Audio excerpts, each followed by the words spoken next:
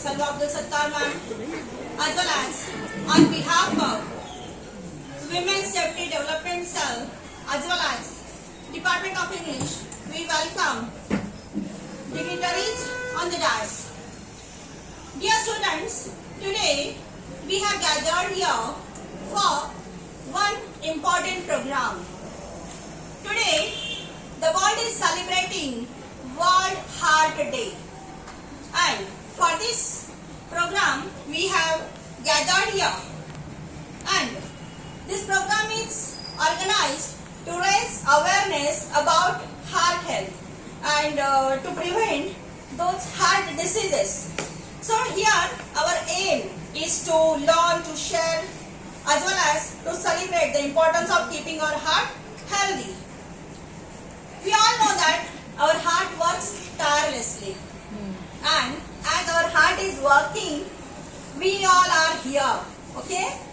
So dear students, I'm not wasting my time in all these things. First of all, for the smooth functioning of every program, we need someone to guide us, to mentor us. For today's program, I nominate the name of our Honorable Principal as the President of this function, and I seek her permission to proceed further. May I, ma'am? Thank you so much, ma'am. Thank you so much. So, dear students, our heart keeps us alive, active, and we have to care for it. And that's why today we have invited one prominent personality of our Malegaon, a very well-known figure, and that is Honorable Gaurav Jaju sir. Now we are going to felicitate our dignitaries on the dais. First of all, we are going to felicitate our Honorable Principal ma'am. So I am doing this felicitation. Please ma'am.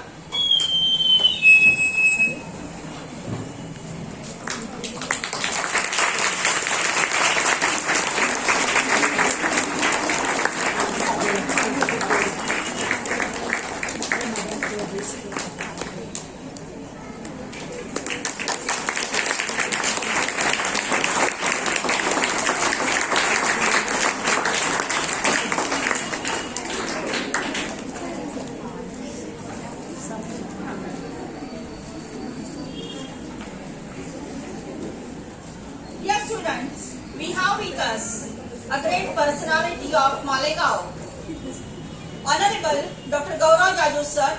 He has completed his 12th from Abasad Garwale College, Pune. In CT, he ranked 247th. So, after his MBBS, he joined JJ Hospital. Then he did his MD at Krishna Institute of Medical Sciences at Karad. For 6 months during Corona period, he worked in isolation in KEM Hospital. Really, during Corona period, he worked a lot.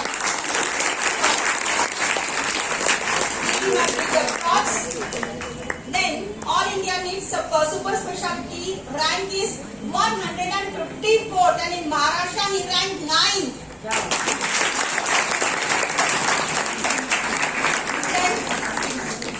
Cardio from KEM Hospital, Mumbai, and everything he cleared in first attempt. So because we have heard about it, that someone who not clear the NEET exam, he appears again and again, but you have done it in the first attempt. It's great. He worked as assistant professor in the Department of Cardiology in KEM Hospital. He is consultant in Lions Multispeciality Hospital, Sion. Consultant cardiologist in Cooper Hospital, Vile-Parle, then consultant at interventional cardiologist in Sai Baba Sansthan Hospital at Shirdi also, senior consultant in Med Hospital at Rahata, and now he is in Malegaon. So very great experience he has, and he has a vision to provide emergency cardiac health care facility to Malegaon city. Very great vision he has.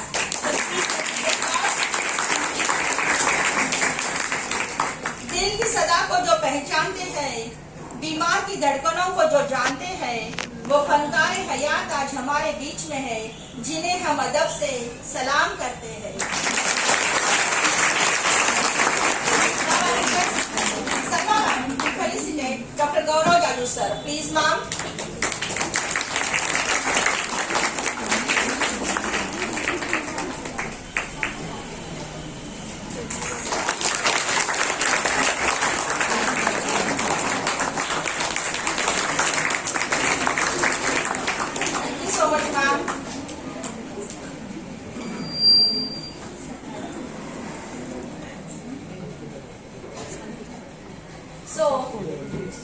She is also MDS. Okay.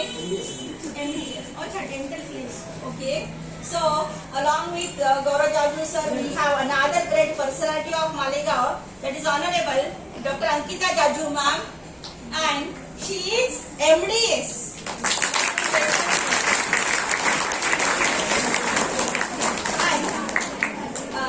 Now I request Salma ma'am to felicitate Ankita ma'am. Please ma'am.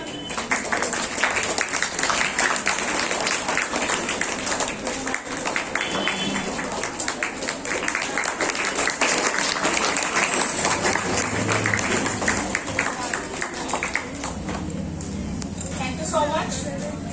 दिल को संभाल के रखना ये बहुत नाजुक होता है, हर मुस्कान के पीछे एक तूफान छुपा होता है. Now, okay, I request Honorable Salma ma'am to say a few words to us. Please ma'am.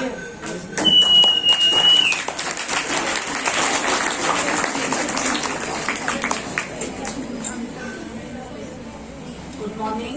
Assalamu alaikum. Honorable Dr. Jaju sir, the true Corona warrior. Honorable Dr. Jaju ma'am, Honorable Professor Sumitra Mishramkar ma'am, and dear student friends. अस्सलाम वालेकुम. ये तो पूछना ही नहीं है कि कैसे हो, क्योंकि जैसे हो हमारी भी हालत वैसी ही है. तो बहरहाल आप देखिएगा, यहाँ दिल की बात हो रही है और दिल का मामला है तो बड़ा संभल के ही चलना होगा. तो बहरहाल आप सब इतनी तकलीफ में सुबह से बैठे हो, मुझे पता लगा, पर क्या कर सकते हैं. अभी ये मेरा मालेगांव और मालेगांव ऐसा ही मालेगांव है.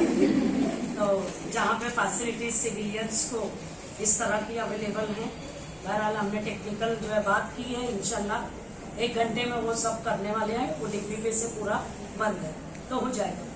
बहरहाल मैं जेटी परिवार की जानिब से डॉक्टर साहब, डॉक्टर मैडम का वेलकम करती हूँ, खुशामदीद कहती हूँ.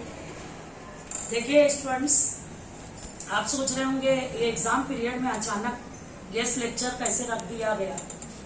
Actually government of India, government of Maharashtra, विकसित भारत, इसके ताल्लुक से जो अभियान चला रहे हैं, तो हम भी भारत का एक हिस्सा, एक भारतवासी होने के नाते ये हम सबका फर्ज है कि भारत देश के लिए जैसे हो, जो बन पड़े, चाहे सरहद पे जाएंगे, जान कुर्बान कर जाएंगे, इस देश की मिट्टी का कर्ज जरूर चुकाएंगे.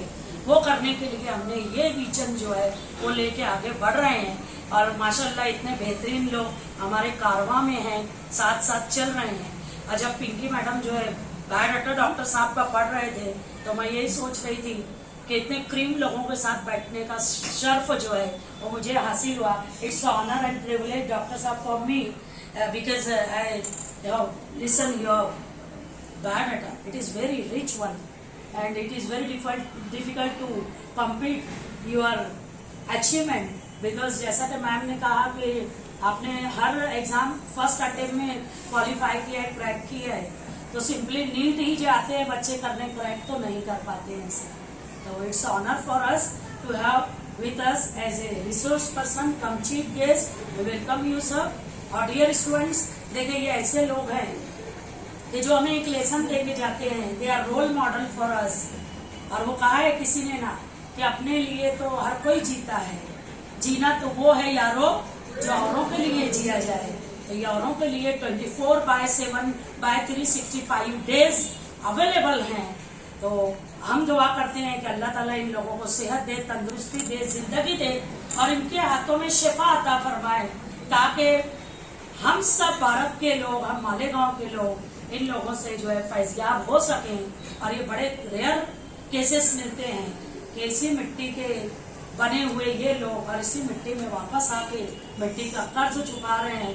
तो we all salute you sir, your efforts, your initiatives, your sacrifice, devotion और services. We salute from the परिवार ऑफ जेटी. और आगे भी हम सर से फायदा लेंगे. सर इंशाल्लाह हमारे पेरेंट्स जो उनको बुलाने वाले हम, तो आगे हम एक मेडिकल कैंप चाहेंगे सर कि आप आके थोड़ा सा हमें चाहे 1 घंटा दीजिए आप, पर ज़रूर हमें आगे इन फ्यूचर याद करते हैं आपको. तो इंशाल्लाह हम सर को सुनेंगे और without wasting time, because it's time to listen our resource person. तो आप सबको बहुत बहुत कॉन्ग्रेचुलेशन कि इतने बड़े बड़े लोगों से हम मिल रहे हैं और मुबारकबाद के मुस्तहिक हम हैं कि ऐसे लोग जो है हमारी जिंदगी में आ रहे हैं और हमें बहुत कुछ सिखा के जा रहे हैं। तो स्टूडेंट्स, ये प्रोग्राम के बाद जब तक लाइन आती है एक रेसेस करो, फिर मुझे प्रैक्टिकल एग्जाम के गाइडेंस के लिए, अगर यहाँ पॉसिबल है, यहाँ नहीं तो पावर आ जाएगी तो नीचे हॉल में मिलो। गाइडेंस लेना है ना मुझसे? Yes, ma'am. हर कोई रेडी है? Yes, ma'am. राइट, नहीं मार्क्स लेना है। Okay, thank you very much.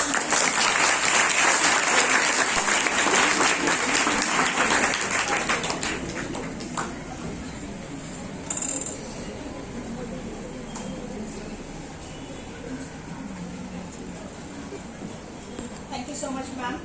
Now I request Honorable Sir to come over here and share his views with us. Please, sir.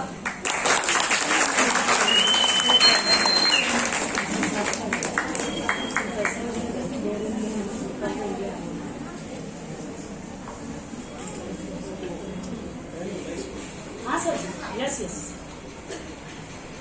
Hello, am I audible? First of all, thank you so much and good morning to every one of you. That was a very big introduction. इतना ज़्यादा मैंने expect नहीं किया। I was expecting a short introduction that I have cleared everything and now I have become a cardiologist. But thank you so much, ma'am. Thank you so much, Principal Madam, that you have given a very beautiful introduction of myself. अभी मेरे पे ज़्यादा pressure आ गया है कि क्या हम इन लोगों को ऐसा बताओ कि जिससे इनका फायदा हो जाए। सो बेसिकली आज ये लेक्चर इसीलिए रखा गया है कि today we celebrate this day as a world heart day. ठीक है, 29 सितंबर। ये जो परंपरा है ये शुरू हुई थी 2000 से।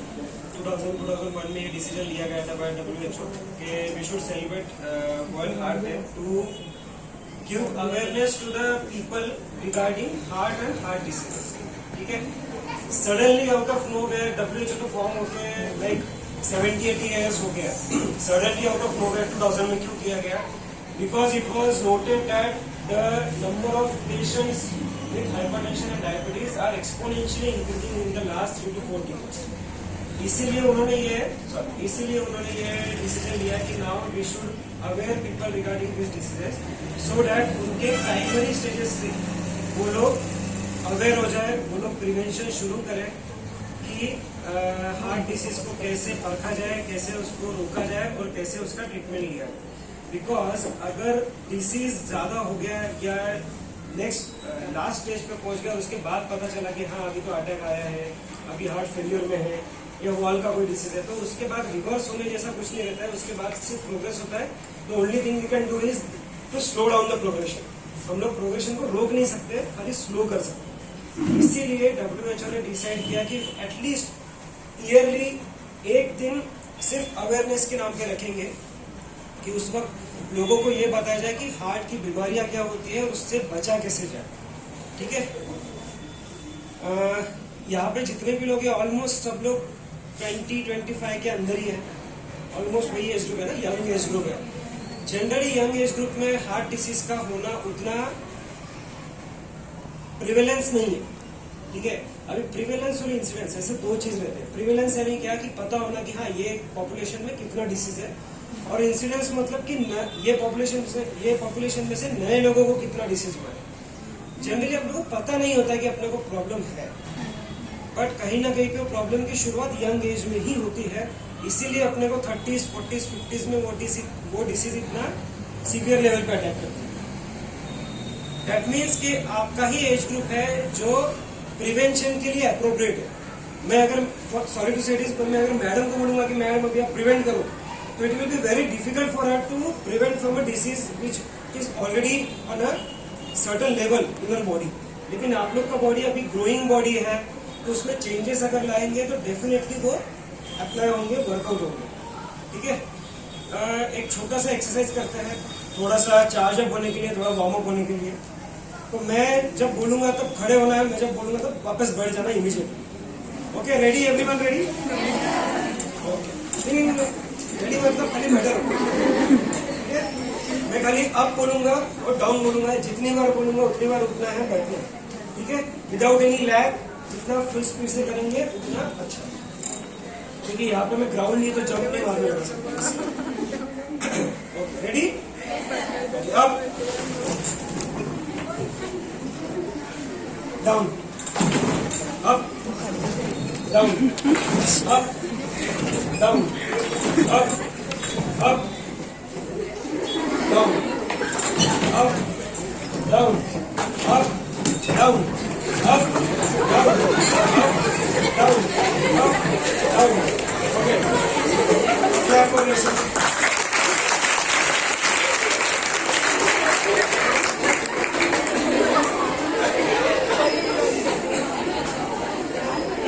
कैसा लग रहा है अभी? थोड़ा रिफ्रेश लग रहा है? कौन कौन स्लोली उठ रहा था? इसको ऐसा लग रहा था कि थोड़ी थकान हो रही उठने में, बैठने में, इतना फास्ट करने में? इसको ऐसा लग रहा था एवरीवन वाज एक्टिव?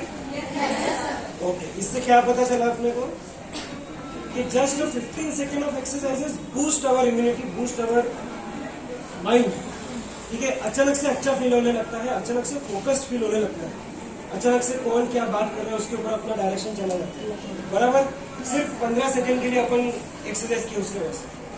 तो आइडियली सोचो कि अगर रोज एवरीडे अगर आपने 1 घंटा एक्सरसाइज किया तो आपका बॉडी, आपका माइंड कितना ब्यूटीफुली डेवलप होगा, बराबर?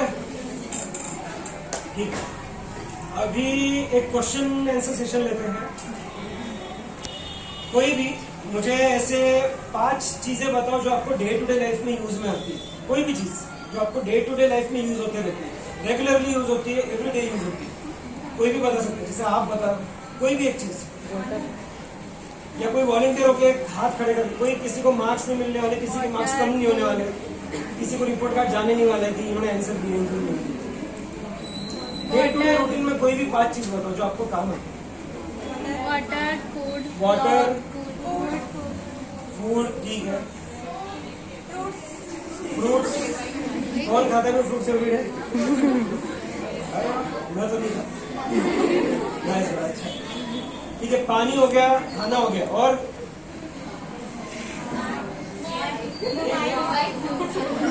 दवाई, वेरी गुड, दवाई लेना पड़ता है रोज, ठीक है?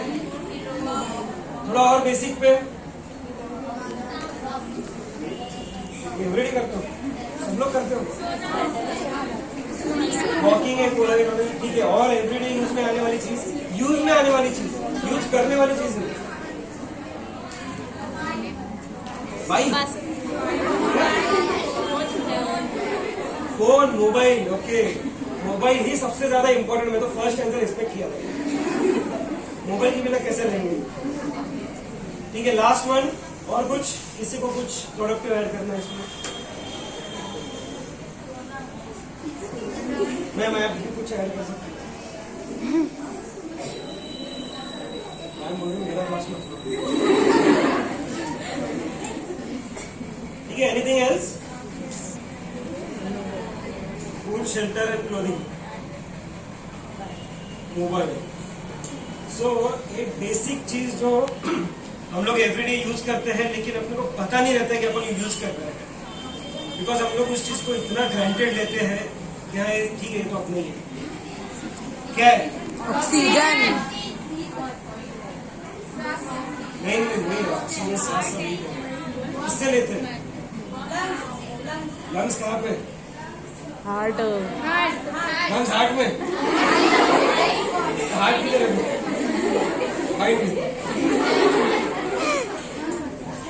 हमारा खुद का बॉडी, ठीक है? We take our body for so granted, अपने को पता ही नहीं होता है कि अपना बॉडी एक मशीन है, एवरीडे अपन उसको यूज करते हैं, एवरीडे उसको एक्सप्लॉइट करते हैं टू द एक्सटेंट कि वो थक के बीमार पड़ जाता है, ठीक है? So it's like a machine, उसका केयर करना बहुत जरूरी है। अपन मोबाइल लेते हैं, अपन बाइक लेते हैं, कार लेते हैं, सादा घर का फ्रिज, एसी, कोई भी इलेक्ट्रॉनिक मशीन लेते हैं, उसको एवरीडे आप चार्ज करते हो मोबाइल को, अगर चार्ज नहीं करोगे तो क्या हो जाएगा? बंद हो जाएगा। मोबाइल अगर बंद हो गया तो क्या हो जाएगा? लाइफ रुक जाएगी, बराबर है कि नहीं? बिना मोबाइल का कैसे के आगे बढ़ेंगे, घर के भी बाहर नहीं जा सकते। वैसे ही बॉडी को भी चार्जिंग जरूरी है, ठीक है। बॉडी का चार्जिंग यानी क्या होता है? Sleeping. Very good, sleep. Sleep is the most important exercise for our body. Second is water is like a fuel, ठीक है। वो पेट्रोल के जैसा रहता है, वो लेना जरूरी है। पानी नहीं पिएंगे तो चलेगा नहीं गाड़ी। तो खाना क्या रहता है? वो भी इम्पोर्टेंट है, वो कम मात्रा में। Energy. गाड़ी को पेट्रोल ज्यादा लगता है, तेल कम लगता है, बराबर। वैसे बॉडी को पानी ज्यादा लगना चाहिए, खाना कम लगना चाहिए। अभी उल्टा होता है, खाना दबा के खाते हैं, पानी थोड़ा सा पीते हैं, ठीक है। और तीसरी चीज है एक्सरसाइज, ठीक है। Exercise is like the best part for our body. जब तक आप एक्सरसाइज नहीं करोगे, बॉडी फंक्शनिंग में अच्छे से नहीं रहेगी। वो अकड़ जाएगी, हड्डियों में प्रॉब्लम होगी, कमर में प्रॉब्लम होगा, ऐसे मेरे हो रहा है थोड़ा, ठीक है। तो ये सब चीजें रहेगी। मैं ये सब शुरुआत में क्यों बता रहा हूँ, ताकि कंटेक्स्ट समझ में आए कि मेरे को क्यों बुलाया है या फिर मेरे को बोलना क्या है। मैं सिर्फ आके हार्ट के बारे में थोड़ा बोल के जाऊंगा तो अच्छा लगेगा सुनने में, लेकिन भूल जाओगे, ठीक है। लेकिन इसको रिलेट कैसे करना है अपने डे टू डे लाइफ में, क्योंकि ये तुम्हारे ही काम में आने वाली एवरीडे की चीज है। इस साल का वर्ल्ड हार्ट डे का जो थीम है, जो टॉपिक है, वो है डोंट मिस अ बीट, ठीक है। डोंट मिस अ बीट यानी क्या होता है? एक हार्ट जो है अपना एवरी मिनट कितनी बार धड़कता है? 72 times. 72. वेरी गुड, 72 टाइम्स, ठीक है। इससे कॉम्प्लिकेटेड क्वेश्चन, इसका मतलब एक दिन में कितनी बार धड़कता है? कैलकुलेट करो तुरंत। नहीं कर पाएंगे. Approximately depend Millions. ऑन, सबका अलग अलग रहता है, but it is somewhere between 80,000 to 1,20,000। एक दिन में अपना हार्ट जो है वो 80,000 से लेके 1,20,000 बार बीट करता है, ठीक है। इतना अपन स्टेप्स नहीं चल सकते जितना हार्ट बीट करता है। अपन अगर सोचे कि अपने को 10,000 स्टेप चलना है, यानी 8 किलोमीटर एवरीडे चलना है, तो अपन थक के परेशान हो जाते हैं। बट हार्ट कंटिन्यूअसली चालू रहता है, तो उसको न्यूट्रिशन लगता है, उसको भी रेस्ट लगता है, उसका अपने तरीके का रेस्ट होता है। उसका रेस्ट मतलब ऐसे नहीं कि उसको रोक दो फिर गए काम से, ठीक है। लेकिन उसको अपने तरीके से न्यूट्रिशन लेना जरूरी है। इसीलिए इस साल का जो टॉपिक है वो है डोंट मिस अ बीट, यानी जितना भी आपका हार्ट वर्क कर रहा है उसमें एक एबनॉर्मल बीट नहीं आना चाहिए, एबनॉर्मल रिदम नहीं आना चाहिए। अगर वैसा होता है तो हार्ट का जो फंक्शनिंग है वहां पे कहीं ना कहीं खराबी होने का शुरुआत हो जाता है, ठीक है। अभी यंग एज में हार्ट हेल्थ क्यों इम्पोर्टेंट है? जनरली यंग एज में आजकल के जो जेनजी पीपल है, ठीक है, तो उसमें क्या मोस्ट कॉमन 3 फैक्टर्स है जो अफेक्ट करते हैं उनके ओवरऑल हेल्थ को। Fast food, very good. Second is mobile. Inappropriate sleep pattern, सोते बहुत है बट टाइम पे नहीं सोते। जेनजी लोग मस्त 8-10 घंटा सोते हैं। तीसरा स्क्रीन टाइम ज्यादा रहता है. स्क्रीन टाइम ज्यादा, मैं उसको स्लीप से ही इनकॉर्पोरेट करूंगा। तीसरा कौन बोला? वेरी गुड, स्मोकिंग यानी एडिक्शन बहुत ज्यादा प्रिवेलेंट है। आप सोच नहीं सकते उतना ज्यादा प्रिवेलेंट है। मेल्स में भी फीमेल्स में भी उतना ही ज्यादा प्रिवेलेंट है। वो लास्ट तब खुलते जब वो हमारे पास हॉस्पिटल में आके बोलते हैं, उसके पहले तक किसी को पता नहीं रहता कि कौन क्या तरीके का एडिक्शन है, ठीक है। तो यही 3 चीज, junk food, inappropriate sleep, screen time is equal to screen time is equal to mobile use and addictions, ठीक है। ये सबसे ज्यादा यही एज में पाया जाता है, 15 ईयर्स से लेके तो 25 ईयर्स तक। क्यों? क्योंकि जनरली 12, 13, 14 साल तक तो बच्चा घर में रहता है, घर के 4-5 लोगों के धाक में रहता है। उसके बाद वो जब कॉलेज में जाता है तो उसका थोड़ा नजरिया बढ़ जाता है, दायरा बढ़ जाता है। इट्स नॉट लाइक कि खराब चीज है, खराब तब होता है जब उसको संगत खराब मिलता है, ठीक है। तो जब संगत खराब मिलता है तो उसको पता नहीं रहता है कि संगत खराब है, ठीक है। वो जब टाइम निकल जाता है तब थोड़ा बहुत रियलाइजेशन आता है कि यार अपन थोड़ा गलत ट्रैक में चला गया, ठीक है। तो बेसिकली जो पहला है जंक फूड, इसके लिए रेस्पॉन्सिबल कौन है? तुम लोग खुद हो, क्योंकि बाहर इतना अच्छा अच्छा दिखाते हैं कि ये पिज्जा 99 रुपीज का है, चलो खा लो, ठीक है, या वड़ा पाव 10 रुपए में मिल जाता है, चलो खाओ। एक वड़ा पाव खाने में प्रॉब्लम नहीं है, बट वो रिपीटेडली जब होता है ना, हर हफ्ते में 2-3 बार खा रहे हैं, महीने में 10-15 बार हो रहा है, साल में 100 बार हो गया है, तब वो प्रॉब्लम क्रिएट करता है। बिकॉज कोई भी फ्राइड चीज जो है वो आपके हार्ट, मैं ज्यादातर हिंदी में ले रहा हूँ, ठीक है, ताकि थोड़ा इजीली बता पाऊँ। वो ज्यादातर हार्ट को अफेक्ट करता है। वो कैसे करता है? बिकॉज आप घर पे वड़ा पाव बना के खाओ, कोई प्रॉब्लम नहीं, घर पे फ्राइड चीज बना के खाओ, कोई प्रॉब्लम नहीं, घर पे तलो, कोई प्रॉब्लम नहीं, बिकॉज तुम्हारी मम्मी केयर करेगी कि तुमको तेल अच्छा जाए, वो तेल खराब ना हो, वो रिपीटेडली फ्राई ना हो। और जो ठेले वाला वड़ा पाव है वो बोलेगा कि चलो 10 दिन का तेल है, वही उसी को फ्राई करो, दिन भर वही काला काला पूरा उसी को गर्म कर करके दे रहे, तो उससे ट्रांस फैटी एसिड बनता है। क्या बनता है? Trans fatty acid is the enemy of our heart. क्योंकि कोई भी प्रकार का कोलेस्ट्रॉल वो लीवर पे अटैक करता है, ब्लड पे अटैक करता है, वहीं पे रहता है, लीवर उसको फाइट करके डिजोल्व करके फेंक देता है।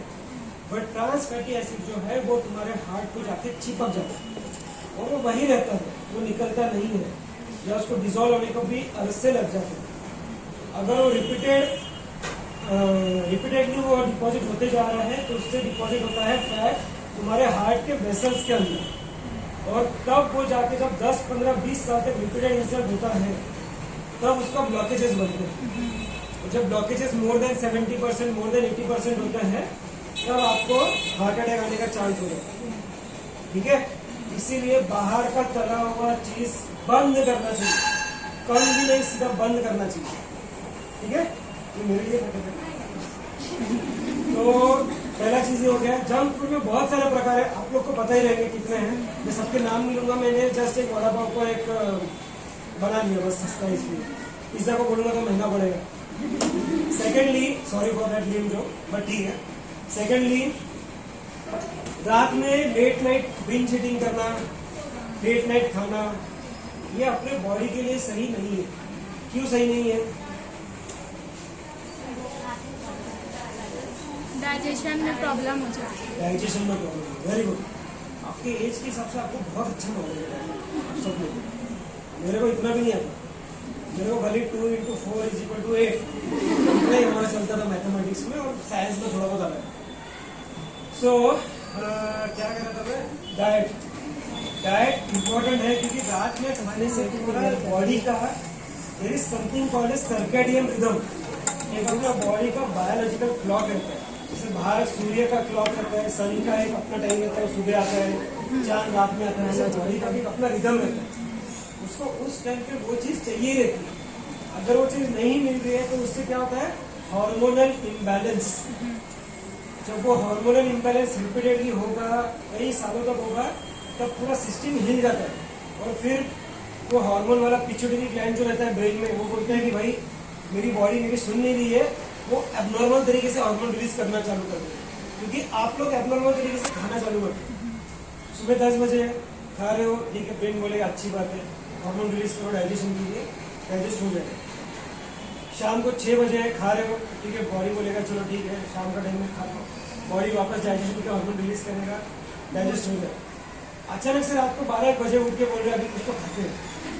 ब्रेन उस कंडीशन में नहीं रहता है कि अभी उसको हार्मोन रिलीज कर रहे हैं। ब्रेन अपनी स्लीप हार्मोन रिलीज कर रहा रहता है, ताकि वो बॉडी को थोड़ा शांत रख के सुला सके, और एक क्या बोलते हैं उसको, सर्विसिंग कर सके बॉडी का।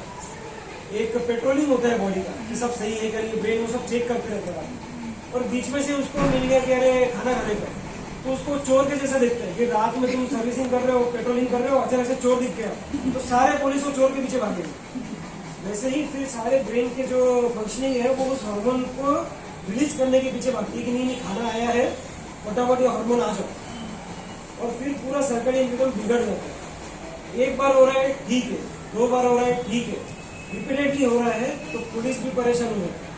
फिर वो जो सोसाइटी का जो रिदम रहता है पुलिस का और उसका सब बिगड़ जाता है। मैं एकदम बेसिक लैंग्वेज में समझा रहा हूँ ताकि आप लोगों को समझ आए, क्योंकि मेडिकल लैंग्वेज अभी आप लोग जब डॉक्टर बनने जाओगे तब वो इजी पड़ेगा आपको। तो बेसिकली एक टाइम के बाद खाना नहीं चाहिए, और एक टाइम के बाद ही उठ के खाना चाहिए। ऐसा क्यों है? कोई बता सकता है ऐसा क्यों है कि अपना बॉडी जो है वो रात में ज्यादातर चीजें एक्सेप्ट नहीं करता है, डिस्फंक्शन हो जाता है? ऐसा क्यों है? इसके लिए थोड़ा पास्ट में जाना पड़ेगा, अपने पूर्वजों के पास जाना पड़ेगा, उनका गलती अपना गलती नहीं है। क्यों है सर? ऑक्सीजन लेवल कम रहता,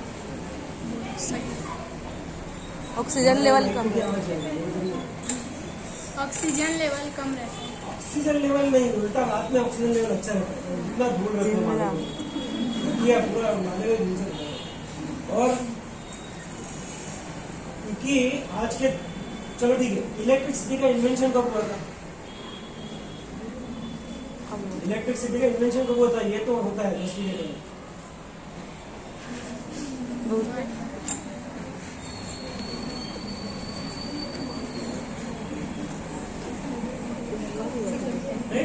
इलेक्ट्रिसिटी का इन्वेंशन हुआ था 180 ईयर्स, आज अभी हाँ 200 ईयर्स पहले, ठीक है। तब scientist was there, Thomas Edison करके, उन्होंने पहले बल्ब इन्वेंट किया था, बराबर है, ठीक हुआ। एक बार बच्चों का क्लास किया था, उनको पूछा कि इलेक्ट्रिसिटी का इन्वेंशन कब हुआ, तो बोलते रात में, ठीक है। तो एटलीस्ट ऐसा आंसर तो नहीं मिला। तो बेसिकली उसके पहले क्या होता था कि इंसान जो है वो धूप निकलती थी तो चालू करता था अपना काम वगैरह, खाना चालू करता था, खाना खोजना चालू करता था, जो भी उसका धंधा पानी रहता था वो चालू करता था। जैसी रात होती थी तो पूरा रात होता था, ऐसा नहीं कि उसमें कुछ दिखता था था। तो रात में वो लोग कुछ करते ही नहीं थे, मतलब एटलीस्ट खाना तो नहीं खाते थे, घर पे बैठे रहते, बराबर है। खाना क्यों नहीं खाते थे? क्योंकि पहले खाना ढूंढने के लिए भी जंगल क्रॉस करने पड़ते थे, बाहर निकलना पड़ता था, ठीक है। ऐसा कोई मैकडोनल्ड या पिज्जा हट नहीं था वहां पे कि रात को गए और खा लिया। तो रात को निकलते थे, तो रात को जंगली जानवर रहते थे पहले, तो वो लोग, उनको खाने का चांस रहता था, डर। इसीलिए पहले लोग तो जो थे वो सुबह सूरज निकलते ही खाना खाते थे, सूरज के ढलते ही जनरली बंद कर देते थे। तो ये हजारों साल से अपना बॉडी का फंक्शनिंग ऐसा हुआ है, वो क्लॉक सेट हुआ है जिसको बायोलॉजिकल क्लॉक बोलते हैं, और वही क्लॉक से अपना ढांचा भी बना हुआ है। सडनली अभी लाइट वगैरह इन्वेंट हो गया है, तो उसके वजह से हम लोग अगर पूरा एकदम चेंज कर रहे हैं तो उसके लिए बॉडी एक्सेप्ट नहीं करता, और उसी की वजह से हार्मोनल इम्बैलेंस होता है। और जब हार्मोनल इम्बैलेंस होता है तब क्या क्या तकलीफें होती है? इनडाइजेशन, खाना पचता नहीं है, सुबह पेट के प्रॉब्लम होते हैं, ठीक है, या एसिडिटी होता है। Secondly, inappropriate sleep pattern disturb होता है। स्लीप पैटर्न डिस्टर्ब होने से क्या होता है? स्ट्रेस बढ़ता है। Very good. स्ट्रेस बढ़ता है तो उसकी वजह से क्या होता है? हॉर्मोन्स के प्रॉब्लम होते हैं, या फिर अंदर इन्फ्लेमेटरी मार्कर्स बढ़ते हैं, जिससे तुम्हारा ब्लॉकेजेस बढ़ना, किडनी का फंक्शन खराब होना, डाइजेशन खराब होना, हॉर्मोन्स पे तुम्हारा थायराइड का प्रॉब्लम होना, तो ये सब चीजें, या फिर किसी फीमेल्स को मेंसेस का प्रॉब्लम होना, तो ये सब क्यों होता है? ये सब कहीं ना कहीं पे तुम्हारे बेसिक से रिलेटेड है। अचानक से ऐसे नहीं होता कि मेरा तो सब अच्छा चल रहा है, बीच में से मुझे प्रॉब्लम चालू होती है, ऐसा नहीं होता। There has to be some source, वो सोर्स को पकड़ के ही अपने को डायग्नोज करना पड़ता है कि अच्छा ये प्रॉब्लम था, इसकी वजह से ये चालू हुआ, ठीक है। तो जितना हो सके यही पैटर्न में खाना खाना चाहिए कि सुबह 7-8 बजे उठ के, जब तुम कॉलेज के लिए आते हो तब खाना खा रहे हो, दोपहर में लंच कर रहे हो, रात में डिनर कर रहे हो। जनरली शाम के 7 बजे के बाद नहीं खाओ, 12 आवर्स का गैप रखो। तुम्हारे बॉडी को, तुम्हारे इंटेस्टाइन को भी डाइजेशन का इनफ टाइम मिलना चाहिए, उसको भी रेस्ट का जरूरत मिलना चाहिए। बाय द वे, ऐसा कौन सा बॉडी का हिस्सा है जिसको सेकेंड हार्ट बोला गया है? फर्स्ट हार्ट तो अपना पता है, स्टमक के नीचे। किडनी को बोला इंटेस्टाइन्स, ठीक है। तो इंटेस्टाइन्स को सेकेंड हार्ट बोला गया है। क्यों बोला गया है? क्योंकि वो अपने फूड को फिल्टर करता है। वो भी कंटिन्यूसली वर्क करते रहते हैं, उसको भी रेस्ट जरूरी रहता है। इंटेस्टाइन का जो न्यूरल मैकेनिज्म है उसको सेकेंड ब्रेन बोला गया है। मतलब इतना इंपॉर्टेंट, जैसे अपन ब्रेन और हार्ट को इंपॉर्टेंट कंसिडर करते हैं, वैसे इंटेस्टाइन को भी उन्होंने सेकेंड औहदा दिया है उस चीज के लिए, क्योंकि वो भी उतना ही इंपॉर्टेंट है। क्योंकि सारी बीमारी आपके मुंह से नहीं चालू होती, डायरेक्टली हार्ट और ब्रेन अफेक्ट नहीं होते, पहले कुछ खा रहे अपने, कुछ गलत कर रहे उसके वजह से, ठीक है। तो ये हो गया पहला जंक फूड का। सेकेंड है तुम्हारा मोबाइल का स्क्रीन टाइम। अभी मैं क्या बोलूं इसके बारे में? यहाँ पे कौन है जिसका screen time less than half hour है? कोई है? मोबाइल ही नहीं है क्या तुम्हारा? है? तो स्क्रीन टाइम हाफ आवर है। Very good, big clap for.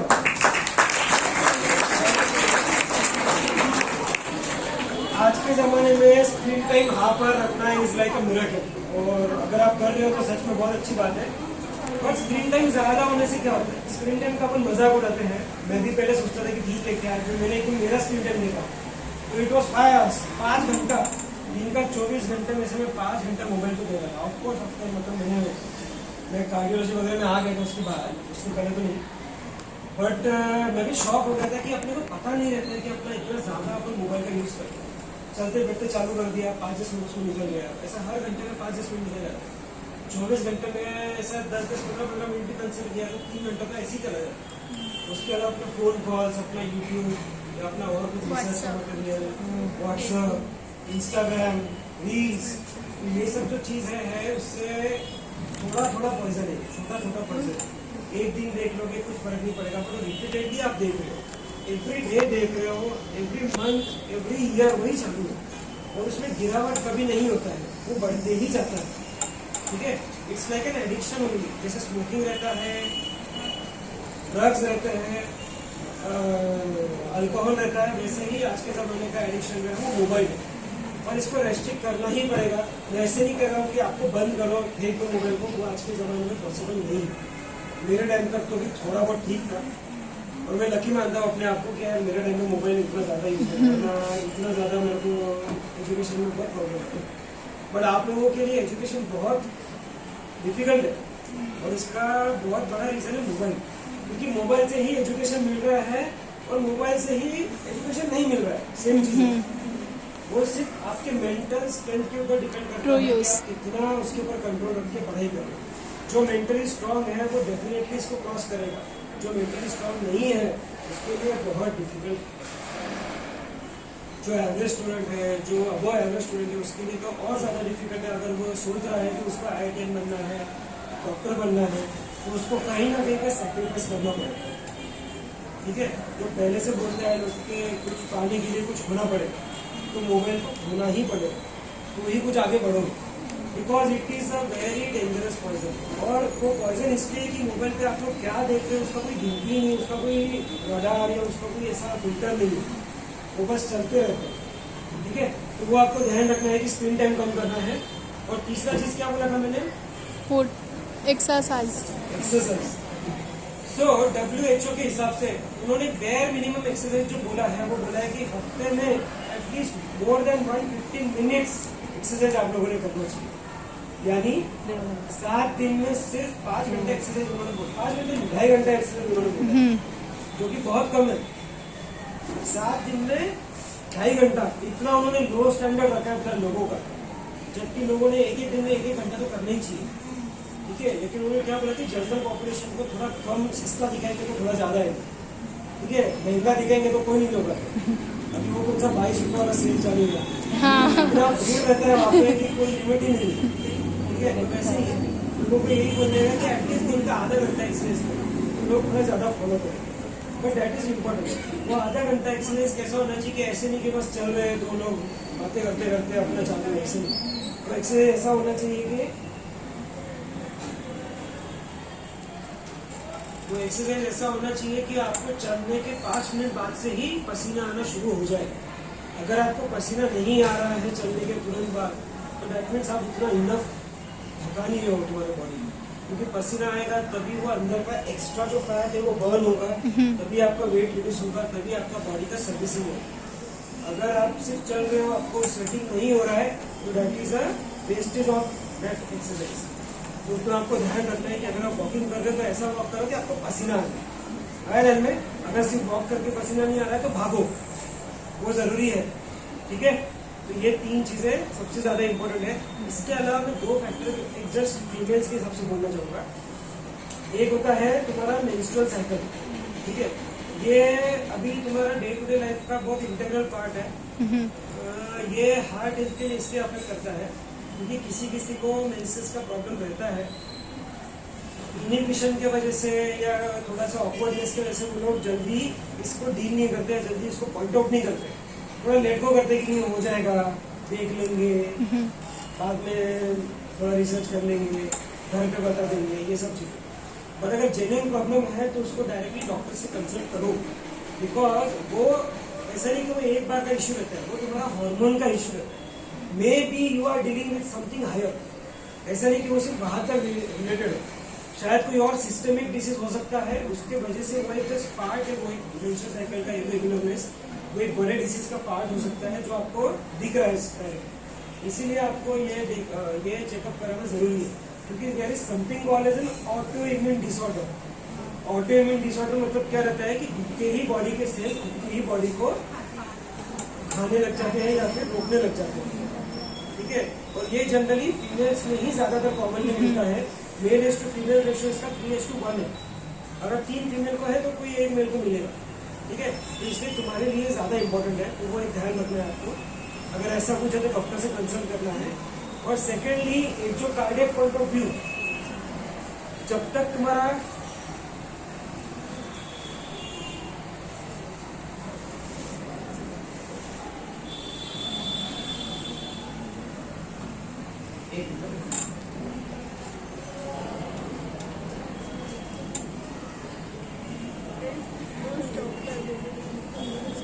Females जो है वो जब तक उनका मेंसेस का पीरियड रहता है तब तक सेफ रहता है, बिकॉज जो मेंस्ट्रुअल हार्मोन्स रहते हैं वो कार्डियक के डिसीजेस को प्रिवेंट करके रखता है, रोक के रखता है। इसलिए जनरली 45 ईयर के एज तक आपने देखा नहीं होगा कि कोई फीमेल को उतना ज्यादा प्रिविलेंस में अटैक आता है। मतलब आपने देखे होंगे कि मेल लोगों को ज्यादा अटैक आते हैं 30s 40s में। फीमेल तुमने सुना नहीं होगा कि 30 की फीमेल थी, 40 की फीमेल को सडनली आती है। जैसे rarest of the rarest case होता है, there are exceptions to everyone, but ऐसा क्यों है? बिकॉज आपके खुद के हार्मोन्स आपको प्रोटेक्ट करते हैं, ठीक है। तो जो फीमेल को ऐसा कुछ हो रहा है, उसका इधर कुछ हिस्टेरेक्टोमी हुआ रहेगा, यूट्रस निकलना रहेगा या ओवेरियन प्रॉब्लम रहेगा, उनको ही होता है। इसका मतलब क्या कि आपके हार्मोन्स आपके लिए बहुत इंपॉर्टेंट है। They are your protective hormones. Oestrogen जो रहता है बॉडी में, इट इज कार्डियो प्रोटेक्टिव, ठीक है। तो उसको इसीलिए आपका मेंस्ट्रुअल साइकिल, इसलिए आपका मेंसेस का जो रिदम रहता है वो मेंटेन रखना जरूरी है, क्योंकि वो हार्ट डिजीज भी प्रिवेंट करता है। एक बार 45 का एज क्रॉस कर लिया तो फिर एज यूजुअल फीमेल्स फटाफट कैचअप कर लेती है, वो भी उतना ही स्पीड से उनको हार्ट अटैक आता है जितना एक मेल को आता है। आफ्टर द एज ऑफ 45 की एज तक आप लोग सब सेफ, ठीक है। तो ये एक चीज है। इसके अलावा मेरे को थोड़ा फास्ट फॉरवर्ड करना पड़ेगा, कॉल आया इसके। हाँ, बट इसके अलावा एक और चीज, जिसको मेंस्ट्रुअल का प्रॉब्लम है, मेंसेस का प्रॉब्लम है, उन्होंने सबने आपका आयरन का प्रोफाइल चेक करना चाहिए। सीरम आयरन स्टडीज जो हम लोग बोलते हैं, it is very important to check your iron levels, because अगर आयरन का कमी होगा तो there are an number of problems. आप कोई भी प्रॉब्लम उठा के देख लो, कहीं ना कहीं पे तुम्हारा आयरन लेवल का उसमें रूल रहता है, ठीक है। इसीलिए सबने उनका every year at least iron profile check करना चाहिए, ठीक है। तो जस्ट एक बार रिवाइज करते हैं फास्ट। इसके पहले किसी को कोई क्वेश्चन है तो प्लीज आस्क। कोई भी क्वेश्चन है आप लोगों को, पढ़ाई रिलेटेड क्वेश्चन रहेगा तो भी चलेगा, सबको सब कुछ आता है,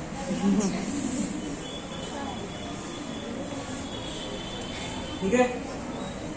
एक ही एडवाइस दूंगा तुम्हारे पढ़ाई related, that you are the future of मानेगा।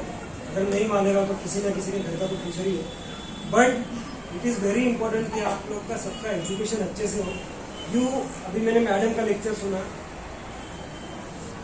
You are in a very safe hand and you are a very, मतलब बहुत इंटेलिजेंट, बहुत ही ब्यूटीफुल तरीके से वो आपको पढ़ा रहे हैं। आप लोग बहुत लकी हो कि वो इतने अच्छे से आपको सब इतना फैसिलिटीज दे रहे हैं, आपको ऐसे लेक्चर्स का अरेंजमेंट करके दे रहे हैं, या जो भी आपको आगे फ्यूचर के लिए हेल्प कर रहे हैं। जैसे अभी वो आपको एग्जाम्स के लिए भी एक प्रेप का पेपर, ये फैसिलिटीज मालेगांव जैसे शहर में हम लोग एक्सपेक्ट नहीं करते थे। आज के जब मैं एजुकेशन लेता था कुछ नहीं था, यहाँ पे कुछ भी नहीं था। हमारे जो टीचर लोग थे वो बहुत अच्छे थे। बारिश होता था, क्लास ऐसे टप टप पानी गिरता था तो वो खुद के घर का बाल्टी ला के रखते थे ताकि हमको प्रॉब्लम ना हो। पीएस इंग्लिश मीडियम स्कूल जो पहले यहाँ पे था, इतना ऐसे लेवल पे उस टाइम का एजुकेशन था।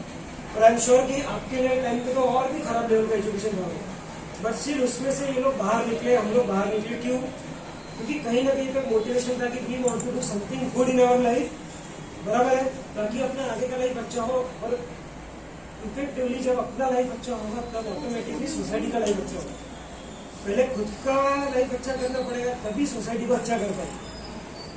सिर्फ ये सोचने पड़ेगा कि नहीं अपने को सोसाइटी के लिए कुछ अच्छा करना है, तो सोचने से कुछ नहीं होगा, खुद का भी खराब हो जाएगा। उसके लिए आपको मेहनत करना पड़ेगा, डेडिकेट करना पड़ेगा नेक्स्ट 10 ईयर्स। अगर आप 15 साल के हो तो 30 साल तक, 20 साल के हो तो 30 साल तक, जो भी डिफरेंस आ रहा है, एटलीस्ट फर्स्ट 30 ईयर्स जो है आपको खून पसीना एक करके मेहनत करना ही पड़ेगा। अगर आप नहीं कर रहे हो तो कोई पॉइंट नहीं, कितना भी कुछ भी कर लो, वही वापस रिवर्स आके वहीं पे गाड़ी अटक जाएगी कि वही घर का काम करना है, वही बर्तन धोना है और वही कपड़े मांजना है। बस अगर आपको कुछ आगे करना है, सच में एजुकेशन लेना है, तो आपको उतना जिद, उतना डेडिकेशन और उतना मेहनत करके खुद को प्रूव करना ही पड़ेगा। सोसाइटी, आज का टाइम, आज का एजुकेशन बहुत डिफिकल्ट है। सब चीज़ों को क्रॉस करके ही तुमको आगे बढ़ना पड़ेगा और इसके अलावा कोई ऑप्शन नहीं है।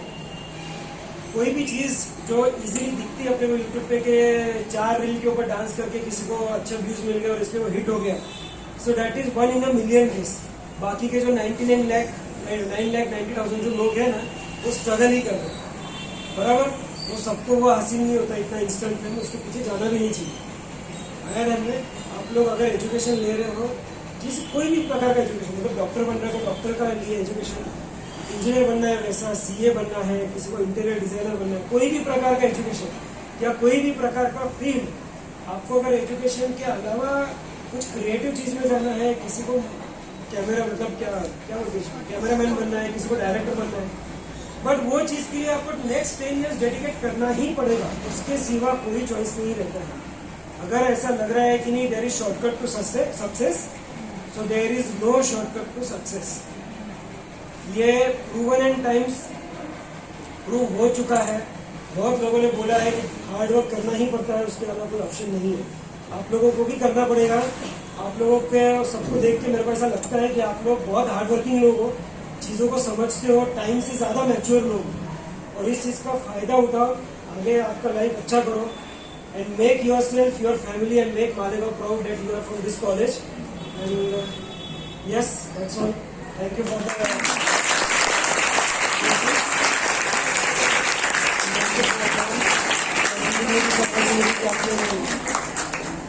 इतना टाइम लिया, आप लोगों ने भी इतना टाइम दिया, पेशेंस रख के मुझे सुना। Thank you so much. Thank you.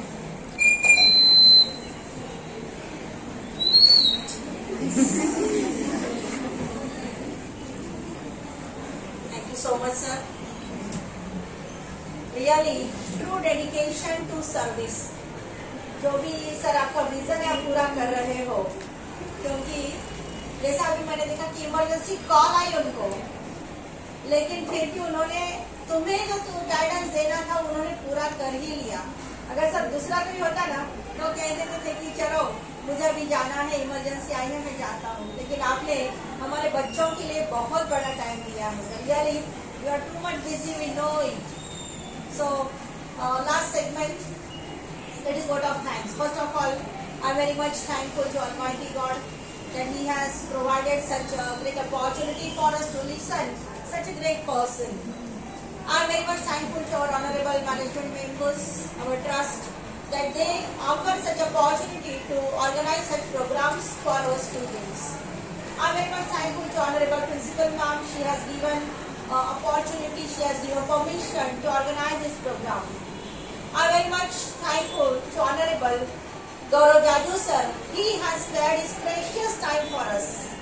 Really बहुत ज़्यादा busy है, और जब उनका लेक्चर सुन रही थी मैं सोच रही थी इतना छोटा सा दिल होता है, लेकिन उसकी वजह से इतने सारे प्रॉब्लम्स क्रिएट होते हैं। और छोटे से दिल की हिफाजत तो हमें करनी है। तो बहुत अच्छा सर आपने गाइडेंस दिया हमें, thank you so much.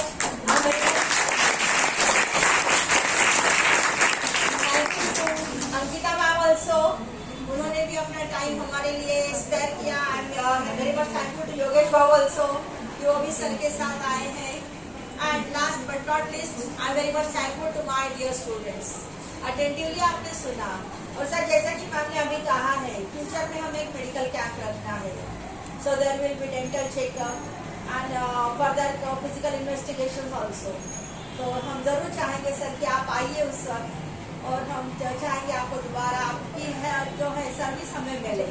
So I am very much thankful to all and I declare that this programme is over now.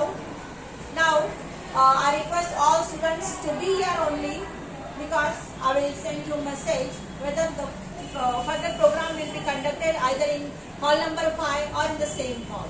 That is hall number 10. Okay, I'll inform you. Thank you so much.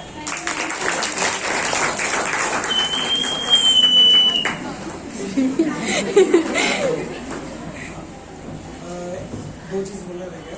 एक चीज़ मुझे heart के बारे में थोड़ा explain करने बोला था, but due to time also and यहाँ पे आने के बाद जो माहौल मेरे को देखने मिला उसके वजह से भी वो हार्ट का टॉपिक थोड़ा साइड में रहेगा. मैंने कभी प्रिवेंशन वगैरह का बात किया, बट हार्ट पर्से का एनाटॉमी वगैरह मैंने बताया था.